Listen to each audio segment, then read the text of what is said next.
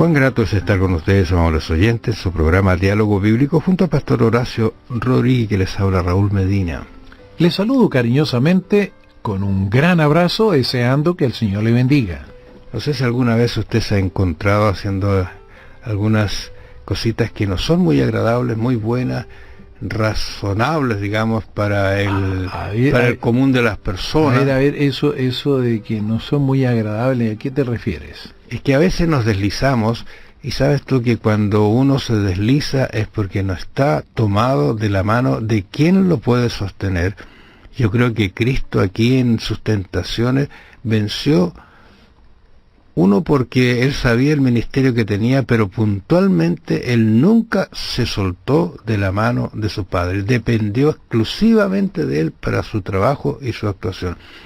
Porque Cristo, fíjate que voy a decir quizás el texto aquí, Mateo 4:1, dice: entonces Jesús fue llevado por el Espíritu del desierto para ser tentado por el diablo, y después de haber ayunado 40 días, fíjate, después, que dice 40 días, tuvo hambre. Es lo lógico, es lo que tenía que sucederle. ¿Y qué es lo que sucede? Y vino el tentador. Ahora, cuando viene el tentador, tú tienes que imaginarte que allí hay ángeles de los ambos lados, y a la vez está Cristo, que lo reconoce porque él también es Dios. Pero ¿sabes una cosa? Generalmente escuchamos a personas que dicen: pero es que él era Jesús. Él, como que él no podía caer, él no podía sentir así, él no es igual a nosotros. Cuando la Escritura pone énfasis precisamente en eso, en que él fue semejante a nosotros en todo, aunque sin pecado. Entonces tenemos que considerar esto. Cuando la Escritura dice que Jesús tenía hambre como si nosotros estuviésemos 40 días sin comer nada. Creo que el hambre sería tremenda. Bueno, esa hambre era la que tenía el Señor Jesús. Ahora, fíjate, la artimaña de Satanás, siempre Satanás, desde un comienzo, desde Adán y Eva, allí Satanás puso un espejo delante de Eva, como diciéndole: mira, empieza a pensar por ti misma, empieza a pensar en ti misma. Tú puedes llegar a ser como Dios. Tú puedes saber el bien y el mal. Tú, en fin, esto era como algo que el Señor les tenía, no había querido que ellos disfrutaran de eso.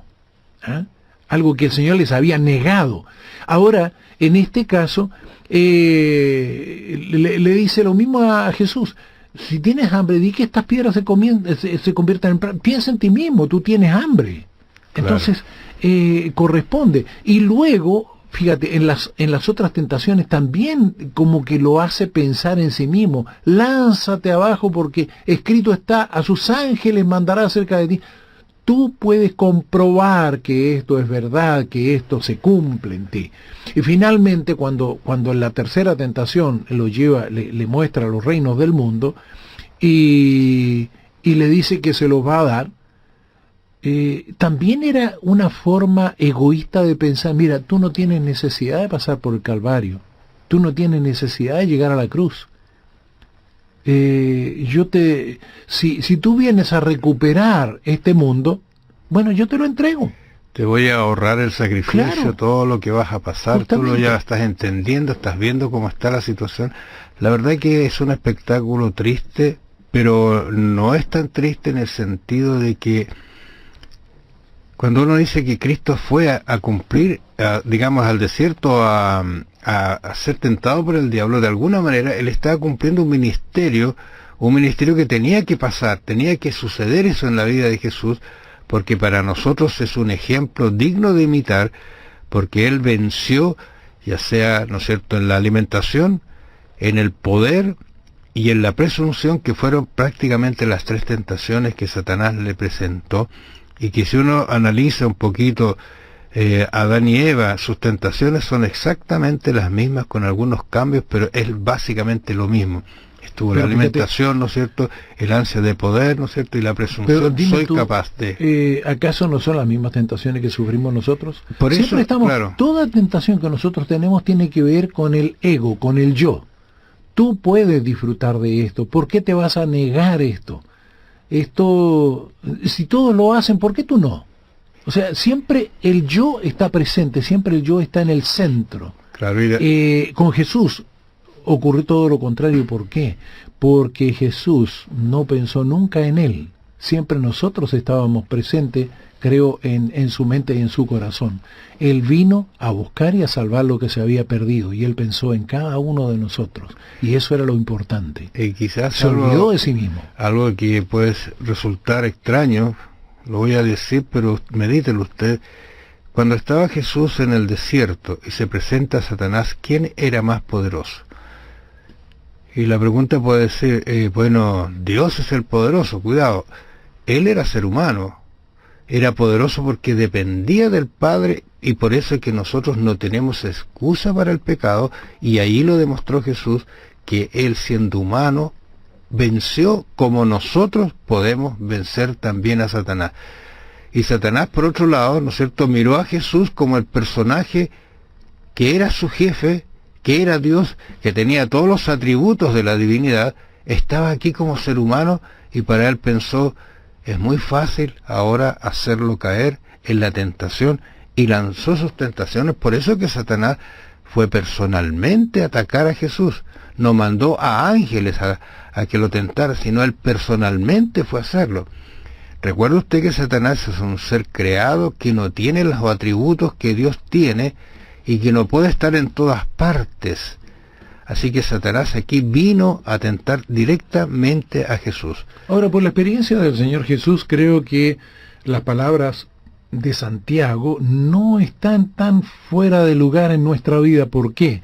Dice Santiago capítulo 4, versos 7 y 8. Resistid al diablo y huirá de vosotros. Acercaos a Dios y Él se acercará a vosotros. Entonces, aquí dice que nosotros podemos resistir al diablo. Si lo hacemos, Él va a ser vencido, porque fue vencido por el Señor, no porque nosotros tengamos el poder de vencerlo. Nosotros vencemos por el poder de nuestro Señor Jesucristo. Eso es lo que nos hace vencedores. ¿Acaso la oración, no es cierto, no es una fuerza, es un poder que Dios entrega, y tiembla Satanás cuando un cristiano realmente se arrodilla a pedir la unción del Espíritu Santo, la orientación para salir victorioso en la tentación? Yo creo que muchas de nuestras tentaciones, de nuestras caídas, de nuestros problemas son porque no hemos dejado tiempo para encomendárselas primero a Dios, pedir quizás a Él el consentimiento de algunas acciones, y Dios de hecho, como se lo dio a su Hijo, a Jesús, nos puede dar la orientación. Por ejemplo, mira, Él dice puntualmente que es tan esencial esto, y respondiendo dijo, escrito está. Esa es la razón, esa es la forma en que nosotros podemos vencer a Satanás. A mí me han hecho algunas preguntas que son medias complicadas. Estoy leyendo un libro que la verdad que me ha causado mucha ayuda espiritual. Es un libro que habla de muchas preguntas que tiene la Biblia y inquietudes que aparecen dentro de la Biblia, y ellos dan, algunos teólogos muy avanzados en esto, dan respuestas muy certeras en relación a algunas dudas que pueden aparecer, como esta que decía aquí, que fue llevado al desierto para ser tentado. O sea, también Cristo tenía que cumplir un ministerio, y eso era lo que tenía que hacer. También yo estoy pensando, y era necesario pasar por Samaria. ¿Te acuerdas tú cuando dijo eso? Sí.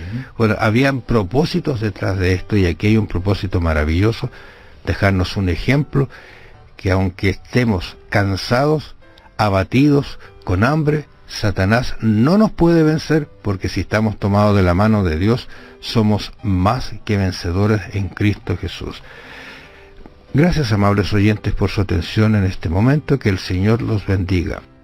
¿De qué modo este informe hace de nuestra necesidad de la justicia de Cristo sea tan esencial, al mostrarnos de manera tan poderosa de que no hay excusa para nuestro pecado? Imagina si tuviéramos que someternos con nuestra propia justicia, sin la justificación por nuestros pecados. ¿Qué esperanza tendríamos? Piénselo.